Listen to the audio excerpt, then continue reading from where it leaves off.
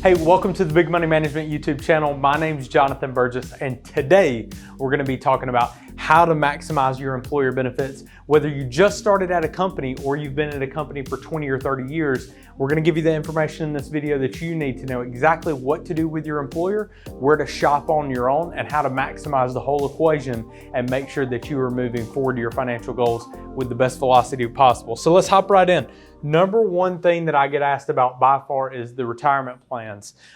So number one, you have to understand that there are costs involved within an employer sponsored plan. So what I did was I went and looked at the median cost of an employer sponsored plan, and dead in the middle was 0.895%. So that's not quite 1% is what you could be being charged. Again, this is the median number. You may be lower, you may be higher. You have to look at the plan to know exactly what you are getting charged.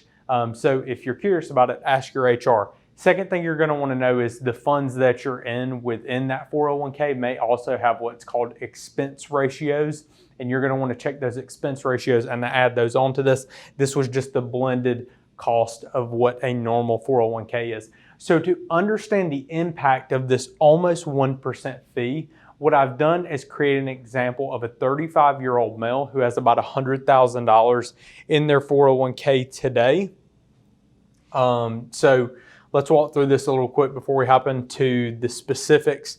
We've got a 35-year-old male. He's got $100,000 in at 35 years old. His employer is matching 100% up to 6%. That means if he puts in, and his income is $100,000 per year, by the way. His income is $100,000 income.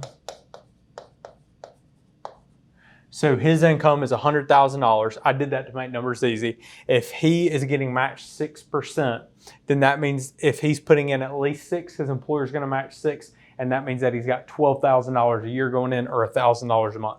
So what we've done in this example is he's contributing 15%, so the green is him. He's contributing 15%, so he's got $15,000 going in that he's putting in. The employer's putting in another $6,000, so that means that we have a total amount going in of $21,000 per year. He's getting a ROI on his investments within his 401k of 7%, minus the fees of 0.895% brings us to a net ROI of 6.105%. So after 25 years, at 60 years old, he would have $1,609,279, which is pretty good, right? He has grown that account with contributing this amount over a 25-year time span. So you can see the power of compound interest in this example. But what I want to go through is how much is this actually costing us, this fee structure here that ends up bringing that net ROI down to 6.105%. I'm going to show you exactly what it brings you down to. So number one, how do we curb against that? Typically what we tell people is, hey, go to your employer and get every single penny that they will give you. But outside of that, go and take your money. It's not personal. Go and take your money and invest it somewhere else where you don't have the same impact of fees. Well, another thing, a 401k could have limited investment options. You could be invested in some high-risk things that you don't know about. And also, you've really got the high fees and limited investment options. So you may be able to go and find a plan that does not have those same fees. And that's actually what we do here at Big Money Management. We provide some planning that the plans have 0 fees in them. And especially if you're older than that age and your plan allows you to roll the money out before you're 59 and a half, we can definitely look and see what we can do for you. All right, so let's look at the impact of fees. The impact of fees, same 401k with the contributions up to 6% per year. That means that the individual, 35-year-old individual, is putting in 6%, employers matching 6%. So that means that we've got $12,000 going in, and he's taking that extra 9% because he was putting in 15%. So we had a total of $21,000 going in before. Now we just have $12,000 going into the 401k, and the remaining $9,000 we're investing elsewhere. So we've got new contributions difference of 9%. So what I did was level the playing field and assume that they were making 7% on this money, but no fees. And then the new contribution balance at age 60 would be that number, $569,000. and instead of 1,609,279, he has between two accounts $1,677,376, making his difference without doing anything but getting rid of a fee that's less than 1%, $70,000 difference. And I know that's not a ton of money, but think about it like this. If you're someone who's making $200,000 or $300,000 a year, and let's say you're not making 7%, let's say you're making 9%. Now you're seeing that gap widen, and that number is going to continue to grow and grow. So I wanted to do a very baseline example. This is like no brainer. Take the money, put it somewhere where you're not going to experience those same fees, but take everything your employer will give you. All right, next step. Number 2, health insurance. This is something that people rarely don't explore. I know it's not a fun subject, but definitely can eat into your after-tax savings, your retirement savings, any Roth contributions you might have, anything that you have out there.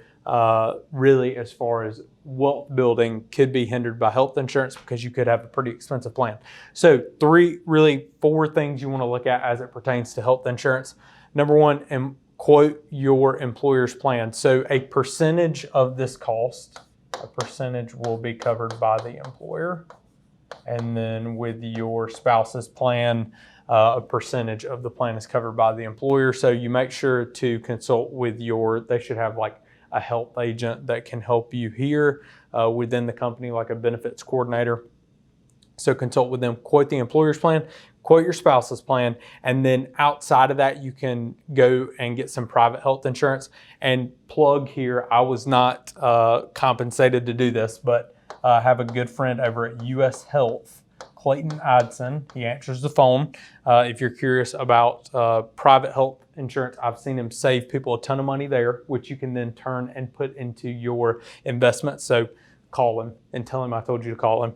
And then next thing, you got health share plans. So that's going to be, all these 3 here are traditional health insurance. These are going to cover things like medical, dental, vision, prescription plans. And then at the bottom, you have if you're a solo rider, you're like the guy who doesn't really care about the prescriptions. You don't see the doctor that much. You can do a health share plan like Christian Healthcare Ministries. They're typically faith-based organizations.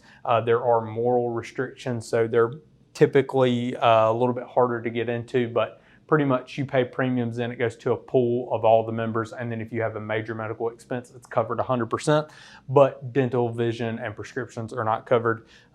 So all of these could be places where you're leaking money and you don't really know about it. But again, check these because typically an employer will cover part of the cost. If you want full health insurance, call Clayton, and then major medical, check that out there at the bottom. All right. Next thing, life insurance. This is where most people do not maximize what their employer gives them. Typically, they could give you between 2 and 10 times coverage, but most people just check the box for 1 to 2 times whenever they go to their employer. So how do we maximize this here? Number 1, you got to understand what you need. If you don't understand what you need, you're never going to dive down this path. It doesn't matter what we did in section number 1 with the retirement. If you're making less in fees and doing all the things you're supposed to, you've gotten your health coverage down so you can go in and invest into your account. None of that matters if you pass away too soon. So let's figure out what we need as far as life insurance, because typically most employers will provide this. So let's go back to that same guy, $100,000 a year. Number 1, we have to understand what he needs. So how we do this is we multiply the income by 20. When we do that, we come to $2 million, which is what that 35-year-old would need. And the reason that he would need that is if his family was making 5% on that money, they would generate the $100,000 per year in interest income and never touch the $2 million here. So baseline, whenever you do this, you cover your human capital, your greatest asset, your ability to produce income. So next thing we're going to do is take out what they give us at work. So let's say they're a generous employer and they're giving us, they'll let us go up to $1 million here, 10 times our income. Great. That's what we are going to get through them. And then we know that our gap is $1 million, which is, we're going to go and get that privately. And again, that's something that we can help you with here at Big Money Management. So last thing, how to maximize what your employer offers. This one actually isn't, let's walk through this one really fast. This is really any job. You don't have to have a employer who matches a lot of money. Your W-4, your taxes that you withhold throughout the year. Let's say you get just to make numbers easy, a $6,000 refund every year. If you get a $6,000 refund every single year, how can you maximize what your employer offers? Go to your employer and refile your W-4 to have an additional $500 per month deposited into your check, $500 in income. And then this way at the end of the year, you will break even. But even if that is the case, if you're earning 6%, 7%, 8%, 9% on this money, this is free money that you are literally, it's a refund at the end of the tax year is being refunded back to you. So you go in and refile your W-4. So how do you do that? How you do that is like this. You will have two numbers whenever you go to file your W-4. You will have number of dependents. We'll just put DEP under 17. And then you'll have number of dependents. It'll actually say other dependents. Number of other dependents. So for every dependent that you claim under 17, you're having an additional $2,000 given to you throughout the year. And for every other dependent, it's $500. So to make numbers easy, how many dependents do we need to claim if we're getting $6,000 back per year? You could either come here and claim 3, or you could come here and claim 12. But basically on that line, it will say, it'll give you a number that you're supposed to write. So you can either write 6,000 here or 6,000 here. But typically where we tell people to do it, if you don't have any kids under 17, definitely don't write it in this line. If you do have kids under 17, feel free to write it there. But basically, if you come here and put other dependents, you can file as many as you want if you know what you're going to break even at the end of the year on.